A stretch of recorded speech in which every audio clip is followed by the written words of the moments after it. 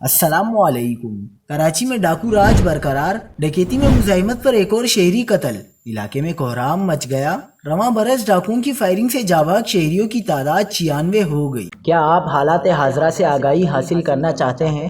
خبر کے پیچھے چھپے اصل حقائق جاننا چاہتے ہیں تو ابھی سبسکرائب کیجئے جلمل پاکستان کو اور ساتھ ہی گھنٹی کے نشان پر کلک کر دیں۔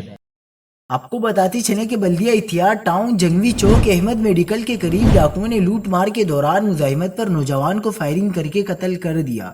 مقتول کی لاش ضابطے کی کارروائی کے لیے سول اسپتال پہنچائی، جہاں اس کی شناخت 20 سالہ مزمل کے نام سے کی گئی، جسے بازو اور پسلی کے قریب گولیاں لگی تھی۔ ابتدائی اطلاعات کے مطابق نوجوان دکان بند کر کے جا رہا تھا کہ اس دوران ڈاکو نے اسے لوٹ مار کے دوران مزاحمت پر فائرنگ کر کے قتل کر دیا اور موقع سے فرار ہو گئے۔